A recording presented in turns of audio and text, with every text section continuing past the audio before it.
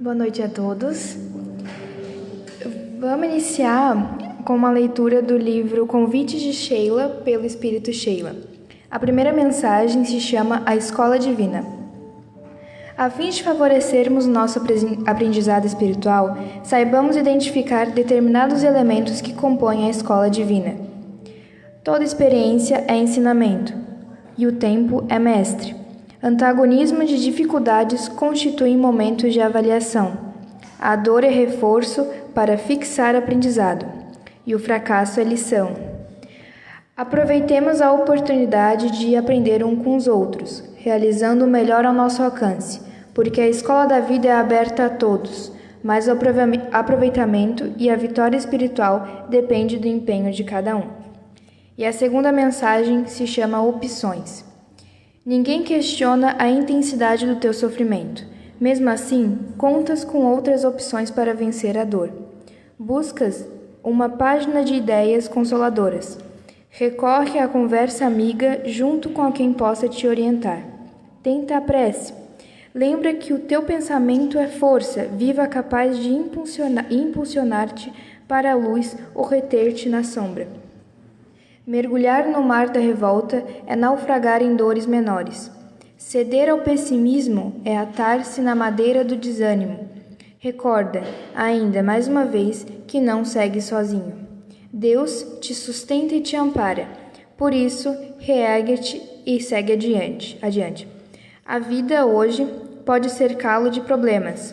Tu, porém, terás em ti mesmo a solução adequada para vencer a dor e seguir em paz. Obrigada e boa palestra a todos.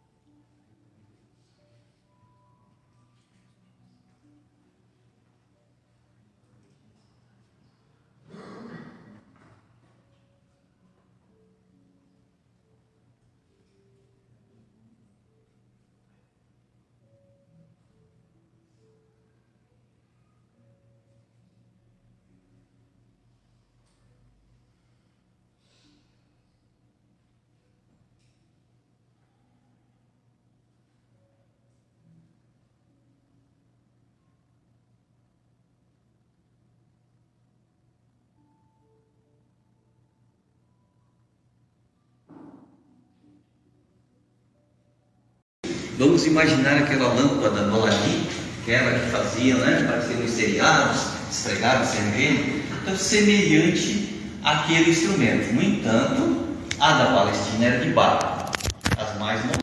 Sim, com outros materiais, como metal, e até aqui no Brasil, que estou vendo com a plateia jovem, mas a época do meu avô eu cheguei a reconhecer uma lamparina brasileira. Aqui se chamava lamparina, e o combustível dela era a querosene. Então, mesmo formato semelhante, tinha um biquinho ali, onde o pavio queimava embebido na querosene, e quando não se tinha energia elétrica por extensão em outros ambientes, que não fosse a casa, um galpão, alguma coisa, se usava a lamparina para sair na rua à noite e clarear o caminho. Então esse é um breve histórico para a gente entender o contexto da época. Então por isso da importância de levantar a candeia, colocar no ponto mais alto para que a luz pudesse chegar a todos da casa, daquele ambiente. Mas e o alqueire? Aqui no Brasil, alqueire é uma medida, uma medida diária, mas nem sempre foi assim, A essa época, o alqueire era uma espécie de cesto né? Ou uma bolsa, um cesto para guardar cereais secos, né? O tamanho dele equivalente a mais ou menos 35 litros, né? A gente compara assim com uma caixa de isopor maior, assim, uns 35 litros. E quando não se estava fazendo uso da candeia, se colocava debaixo desses cestos para ficar guardadinho ali. Então, a mensagem, ela é óbvia, né? No contexto da luz dentro de casa, mas tem outros significados, esses de cunho morais, espirituais, que nós vamos tratando ao longo dessa reflexão. E no item 2 desse capítulo, vem aqui um alerta, então, sobre, a gente começa a entrar nessa questão do que está por trás da palavra, né? Então, a fim de que aqueles que entrem vejam a luz, porque não há nada de secreto que não deva ser descoberto, nem nada de oculto que não deva ser conhecido e manifestar-se publicamente. Então, São Lucas, capítulo 8, versículo 16 e 17.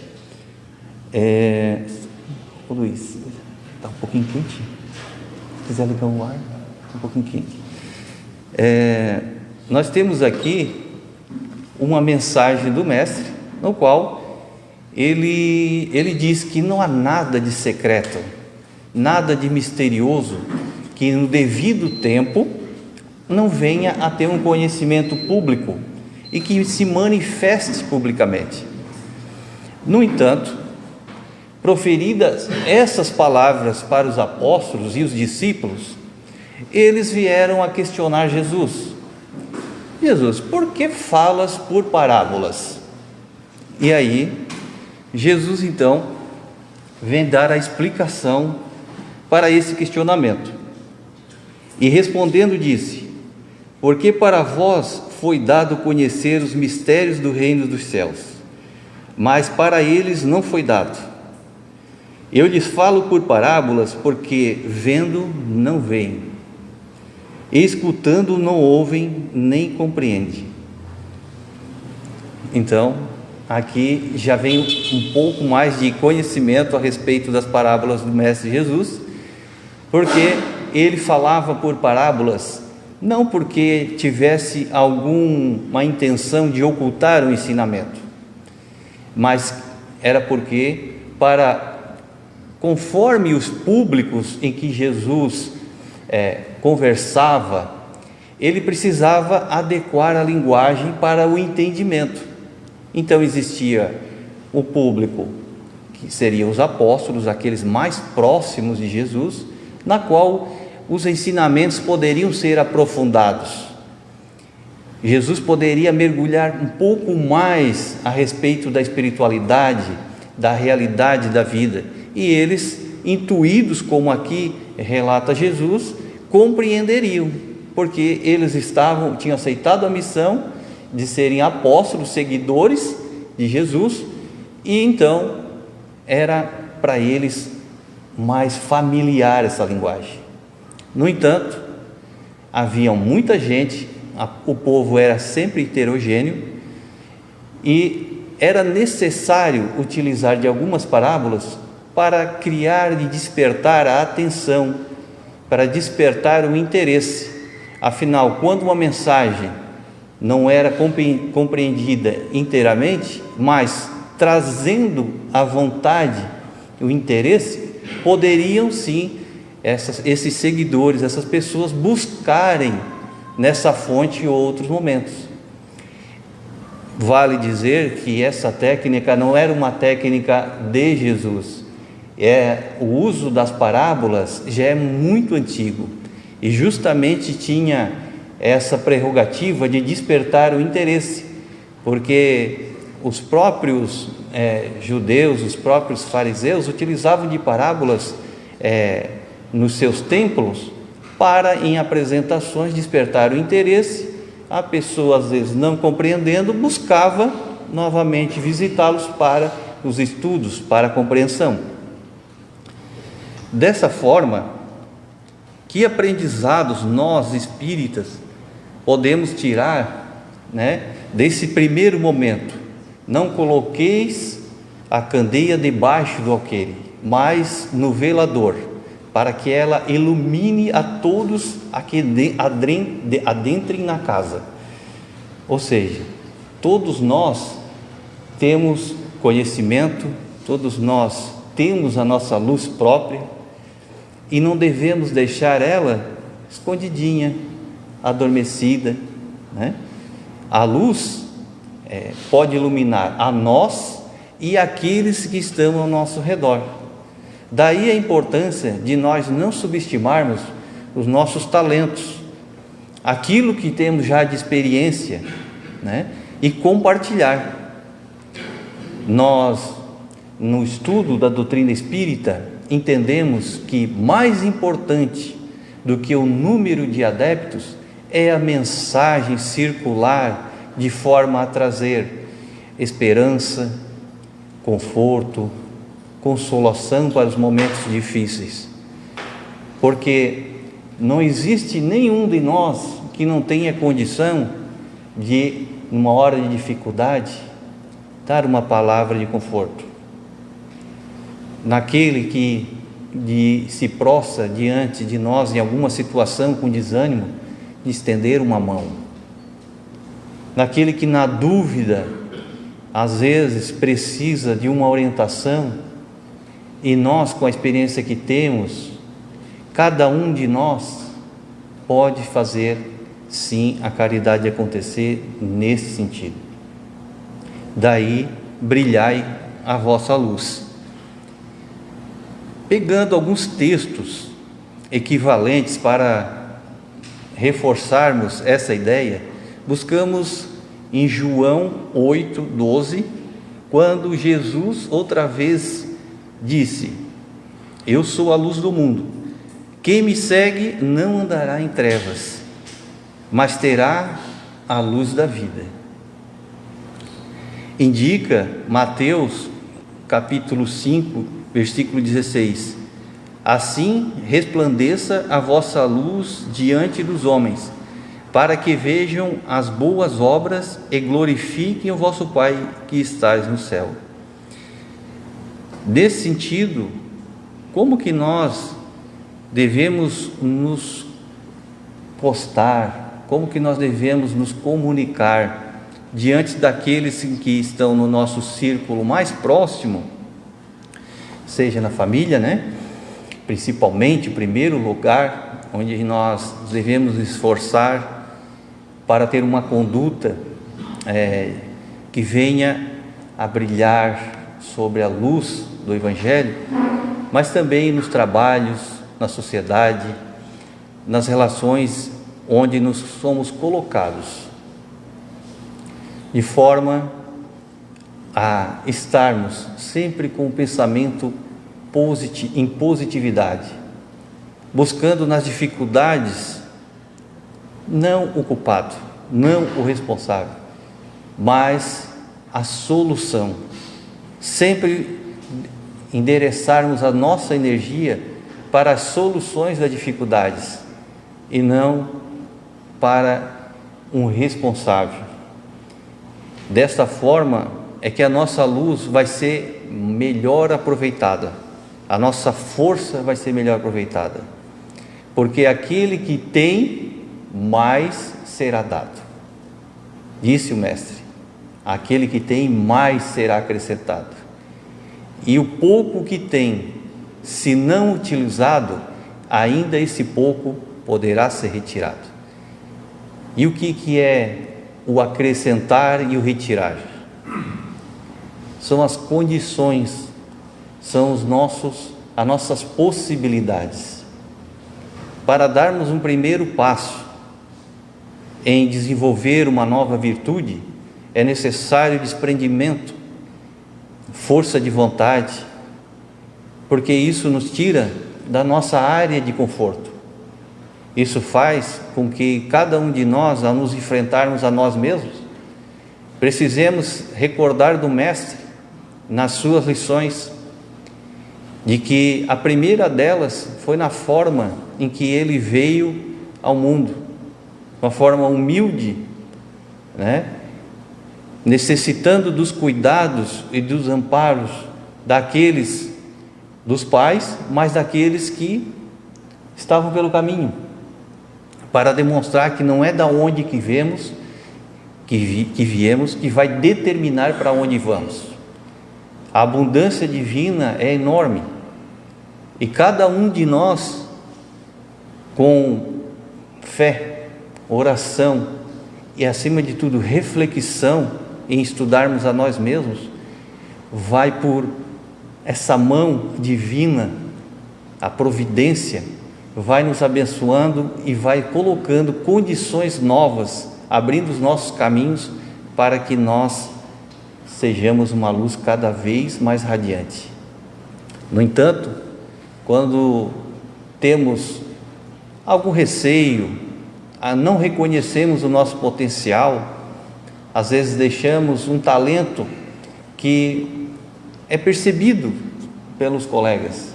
Alguém vem e diz: mas você tem um jeito especial de fazer tal coisa, ou você poderia atuar em tal área, e a gente: não, mas isso não é para mim, vou deixar, vou esperar mais um pouco. Será que isso não é um talento que faz com que a nossa luz possa brilhar um pouco mais e levar leveza e levar bênçãos a outras pessoas, e no entanto a gente está colocando ela debaixo do alqueire? Só para nós refletirmos, porque um Deus abundante como o não poderia deixar de colocar em cada um de nós o necessário para que nós pudéssemos cumprir a nossa missão aqui na terra. Jesus chega a ponderar sobre a preparação dos apóstolos, né? Então, os apóstolos seguiam Jesus, eles também recebiam orientações de como deveriam sair pregando a mensagem, mas certos assuntos nem com os apóstolos Jesus poderia compartilhar, né? Como vemos em algumas passagens, até quando ele reúne os 12, naquela noite em que ele se entregaria ao martírio, ele diz que ele tem que ir, e eles perguntam: mas aonde vais? Nós gostaríamos de ir junto contigo. Ele diz: não, aonde eu vou vocês não podem ir. E eles ainda não, por mais que passaram aquele tempo ali do lado do mestre, com todas aquelas exemplificações, eles não entendiam que essa nossa vida é uma vida passageira, mas é uma vida imortal. A nossa vida carnal é passageira, mas a nossa vida é uma vida, é imortal, dotada de várias experiências como a que estamos tendo agora, né? Nós utilizamos da medição do tempo para organizar na sociedade, né, nossas obrigações, nossos deveres, os nossos tempos também de lazer, né, de descontração, de opções, né, que temos. No entanto, a medição do tempo é uma coisa que necessária. No entanto, o tempo não é o tempo que a gente utiliza, não é o tempo de Deus, né? É uma convenção necessária, mas é algo que nós não podemos recuperar. O presente é um dos nomes mais apropriados, assim, quando começa a pensar sobre presente, passado e futuro. Presente é um presente, porque quando você está integrado neste momento, você está inteiro. Quando nós não utilizamos o nosso presente momento, imaginando o que eu vou fazer no futuro, o que eu gostaria de fazer no futuro, nós não estamos conscientes aqui, e esse tempo está passando, e ele não volta. Daí da importância de nós valorizarmos cada instante, estar presente. Então, seguindo as orientações do mestre, um exemplo aqui de como nós podemos nos confundir no dia a dia, mas que o Mestre, ele vem a nos alertar no Evangelho. Então tem a passagem de Mateus 16 a 18, em que Jesus, ele faz duas perguntas. Primeiro ele pergunta para os apóstolos que dizem, né, que ele é, e eles falam. Obrigado. Depois ele pergunta diretamente aos apóstolos: e vocês, quem dizem que eu sou? E daí Pedro é até elogiado por Jesus, né? Que ele diz: tu é o Mestre, o Filho de Deus vivo. Então Jesus fica contente pela resposta e diz: que bom, porque foi Deus que te revelou isso, não foi a carne. No entanto, logo depois de elucidar aos apóstolos que Jesus haveria de passar pelo martírio e deveria ser entregue, né, às autoridades, Pedro, de uma forma um pouco ansiosa, ele tenta dizer: mas mestre, não, é impossível que isso aconteça, não permita que isso aconteça. E aí, o que Jesus diz para ele? Como diz aqui no texto: afasta-te de mim, Satanás, porque conhece as coisas do homem, mas não conhece as coisas de Deus. E ao ler essa passagem aqui, por mais que a gente compreenda, a situação em si, a grandeza de Jesus em vir cumprir a sua missão, mas parece muito forte, essa fala, a gente observando de Jesus. Então, na tradução de Haroldo Dutra Dias, do Evangelho, ele traz a tradução direta do grego. Então, esse afasta-te de mim, Satanás, direto do grego, ou seja, dos evangelhos originais, o significado é outro, gente. O significado é: vai para trás de mim, Satanás, tu és um escândalo para mim, porque não compreende as coisas de Deus, mas a dos homens. Então, aqui olha a diferença. Então ele não está afastando Pedro porque ele foi infeliz numa colocação, e aí faz todo sentido para nós, diante da amorosidade de Cristo. Ele não ia dizer para Pedro, que era o escolhido para ser o líder dos apóstolos: afasta-te de mim, Satanás. Mas ele diz: vai para trás de mim, Satanás. Por quê? Porque Pedro naquele momento quer dizer a Jesus o que ele quer fazer, o que ele deveria fazer.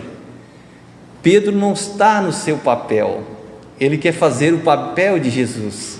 Então Jesus diz: vai para trás de mim, porque eu vim cumprir a minha missão. E nesse sentido, dá para tirar um aprendizado muito importante daqui sobre o nosso papel de brilhar a nossa luz. Porque Jesus, onde passava, ele orientava e passava. Ele curava e seguia. Ele convidava, mas ele continuava. E aí, para nós que estudamos, para nós que estamos buscando as nossas verdades, os nossos saberes, a importância de nós nos colocarmos no nosso papel e não forçarmos o nosso entendimento para o outro. A mudança tem que ser em nós. Eu não posso pegar a minha verdade e forçar para o próximo, porque cabe ao próximo promover a reforma íntima dele. Agora, quando eu promovo em mim a mudança necessária, o meu redor também muda. É perceptível. Quando nós temos atitudes melhores, o meu entorno começa a melhorar. Mas basta eu querer colocar na mente de seja um familiar, seja um colega de trabalho, seja um amigo, algo que ele não está pronto para receber, que não seja uma escolha dele, para uma discussão ser iniciada. Então eu peguei esse recorte aqui, porque não sabendo dessa tradução, mas descobrindo ela, fez todo sentido na fala do mestre. Então, vai para trás de mim, porque eu vim para cumprir tudo o que está escrito e exemplificar a lei, não destruir a lei. Como o Espiritismo vem sendo a terceira revelação divina, a primeira por Moisés, com os 10 mandamentos, depois a segunda com Jesus Cristo, resumindo os 10 mandamentos em amar a Deus sobre todas as coisas e ao próximo como a ti mesmo, sem destruir a lei, sem derrogar a lei, mas elucidando que todos os 10 mandamentos e todo o conhecimento humano se resumem em amar. Porém, como todos nós estamos em tempos diferentes, mas num momento único em que a Terra passa de um momento de prova e expiações para a regeneração, a doutrina espírita, no devido momento, veio trazer uma explicação a público, mais suave, sem símbolos, sem dogmas, para que esses relatos hoje pudessem ser entendidos por todos nós, que eu pudesse entender e pudesse trazer uma mensagem aqui também, né? Que maravilha! E seguindo o texto, ainda no capítulo 24, Jesus envia então os apóstolos e dá uma orientação: não procureis os gentios e não entreis nas cidades dos samaritanos, ide antes em busca das ovelhas desgarradas da casa de Israel, e nos lugares onde fordes, pregai dizendo que o reino dos céus está próximo. Ide antes em busca das ovelhas desgarradas. Ovelha desgarrada é aquela que, por iniciativa própria, ela sai do rebanho, ela sai de perto do pastor. E o que acontece quando uma ovelha, naquele contexto da Palestina, 2000 anos atrás, uma ovelhinha serelepe, ela sai do rebanho? Como que o pastor experiente trata essa ovelhinha? Era natural que ele pegasse essa ovelhinha que está se afastando, porque as ovelhas, para um pastor, representavam o sustento da casa. Não tinha mercado, não tinha emprego formal nas empresas, então vivia-se do pastoreio.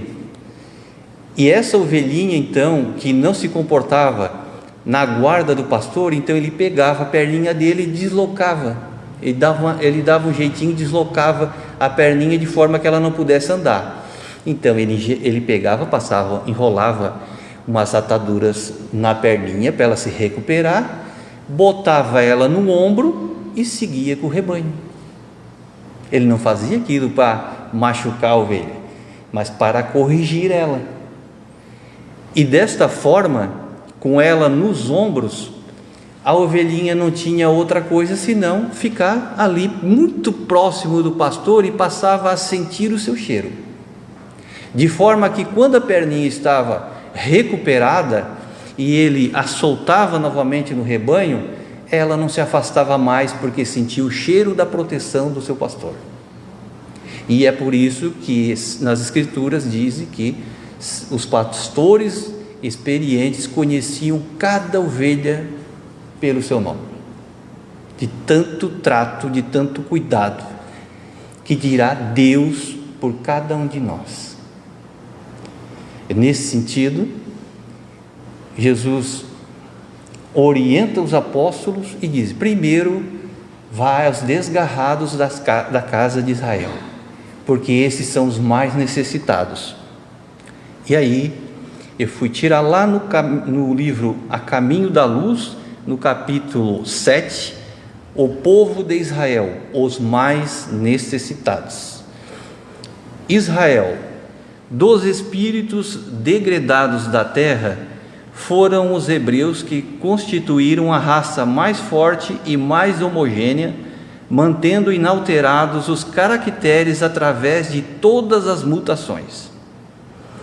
Examinando esse povo notável no seu passado longínquo, reconhecemos que, se grande era a sua certeza na existência de Deus, muito grande também era o seu orgulho, dentro das suas concepções da verdade e da vida.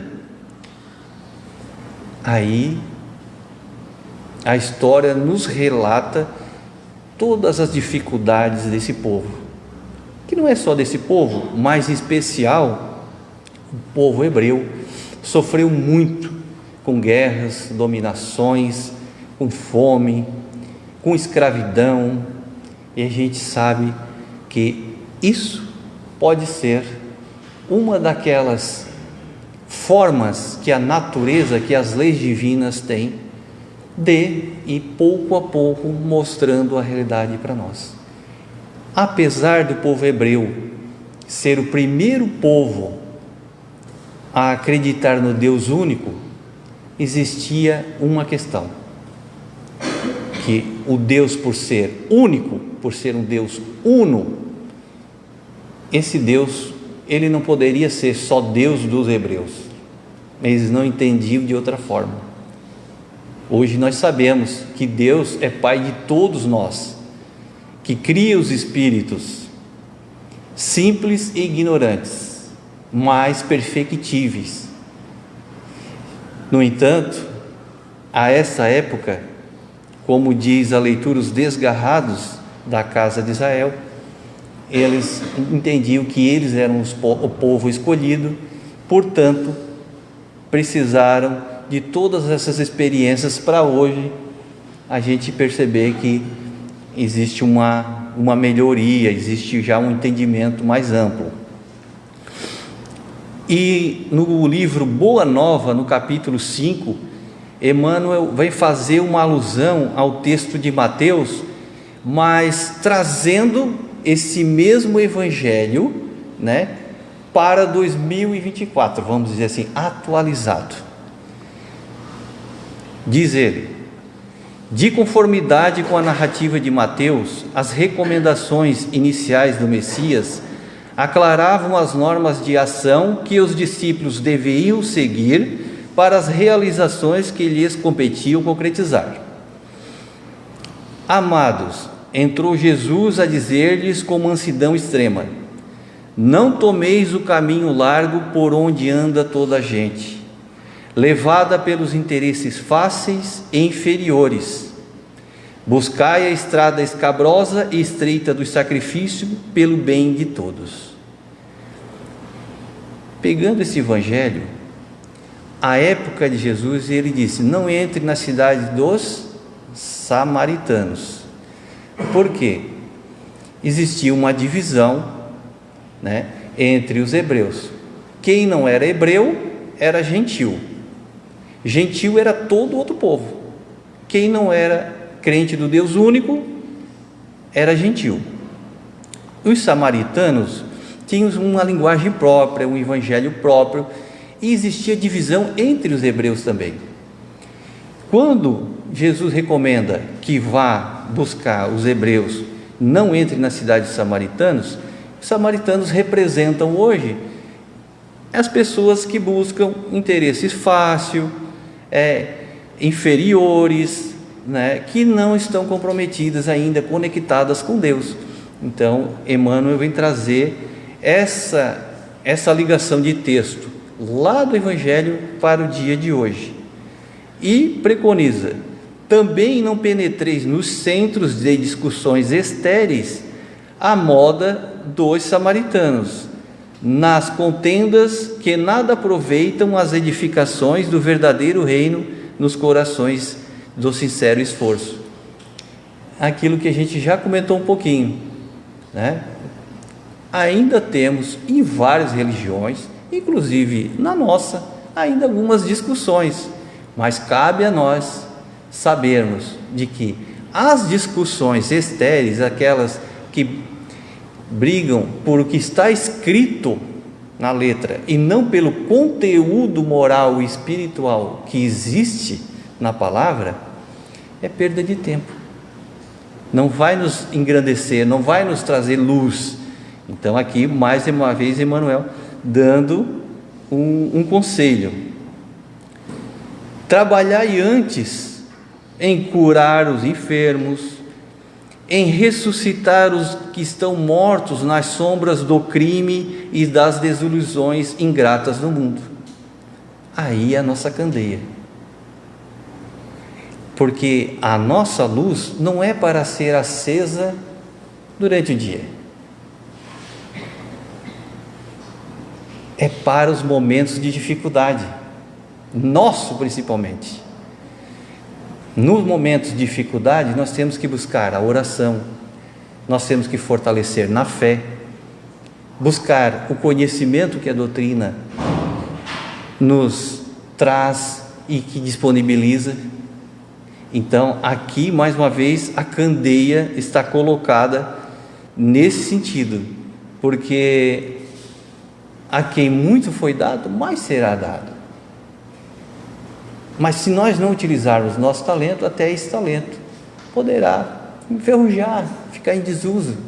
Não é que ele vai ser retirado, é que não vai ser necessário. Se não usa, então vamos passar para outro.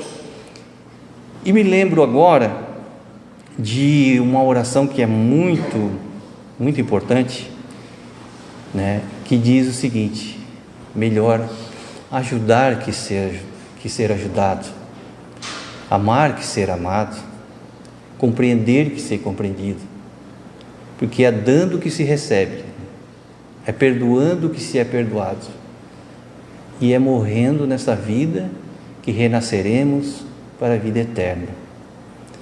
Nesse sentido, meus amigos, essa mensagem final é para que nós todos possamos nos colocar como luz, em qualquer situação, mesmo que ela pareça um pouco difícil.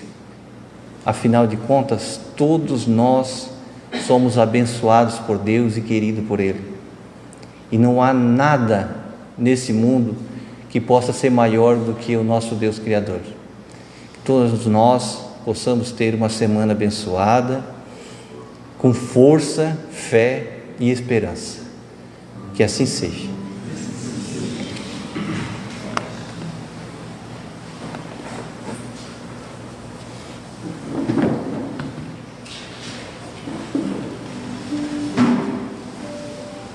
Então, mais uma vez, convidamos a todos para que possamos elevar o nosso pensamento a Deus, a Jesus.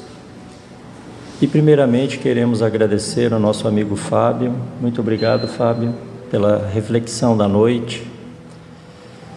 E nós vamos orar. Agradecer a Deus, a Jesus, aos mensageiros divinos, por essas palavras que aqui viemos buscar. Lembrar em cada momento que somos luz, como disse o Mestre Jesus, que tenhamos nós hoje a oportunidade de estarmos aqui buscando essa grande luz para que possamos ter coragem, fé. Na oração final da palestra, lembramos muito do mentor espiritual desta casa, o irmão Francisco de Assis. Ele que junto de Jesus vem trazer a nós com a sua meiguice, a sua caridade, as palavras de conforto, para que tenhamos coragem de auxiliar o próximo que está ao nosso lado, as ovelhinhas que se desgarraram do rebanho. E muitas vezes somos nós esta ovelhinha, que precisamos muito do carinho do nosso grande pastor, que é Jesus. Por isso estamos aqui, querido irmão, para que possamos sentir o teu abraço, o teu cheiro, que possamos nos sentir confortáveis em sentirmos carregados por Ti nas horas de mais dificuldades, que possamos reforçar em nós a fé, buscar dentro de cada um de nós essa luz, através da oração nos momentos difíceis, pois já temos andado tanto, sabendo que somos imortais, que viemos aqui neste planeta escola para nos melhorarmos a cada caminhada, que somos colocados no seio de uma família, na qual muitas vezes esquecemos de agradecer a Jesus, porque lá dentro também temos dificuldades, mas é ali dentro que vamos nos melhorar, nos entender, aprender a nos perdoar, para depois podermos perdoar aqueles que estão lá fora. Então, irmão Jesus, com o pensamento de caridade, de amor, sabendo que essa luz que está dentro de nós pode ser a todo momento a luz que vai trazer a este planeta Terra a regeneração.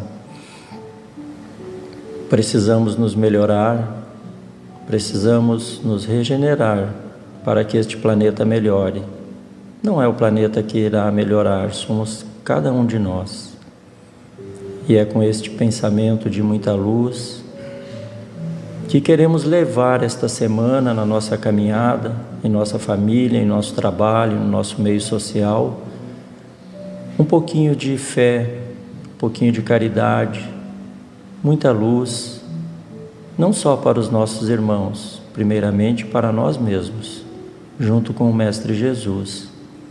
Que possamos lembrar de fazer as nossas orações em família, o nosso evangelho no lar. É assim que buscaremos uma proteção maior para que possamos auxiliar o nosso próximo, primeiramente auxiliando a nós mesmos e aqueles que estão ao nosso lado. Muito obrigado, irmão Jesus, obrigado, mentores amigos, obrigado ao irmão Francisco de Assis, o mentor desta casa, por esta oportunidade. E assim, nós agradecemos a todos vós da espiritualidade superior e pedimos a permissão para encerrar essa parte da palestra, da exposição doutrinária e dizer uma ótima semana, Jesus, a todos nós aqui presentes, aqueles que estão em nossos pensamentos, em nossos corações, que possam ter também muita harmonia, muita paz, que se acenda essa luz dentro de cada um que escrevemos os nomes nos cadernos, aqueles irmãos que sabemos que estão passando por dificuldades da guerra, de todas as dificuldades que possamos lembrar neste momento. Muito obrigado, irmão Jesus, e que possamos encerrar a palestra da noite de hoje dizendo muita paz a todos, que assim seja.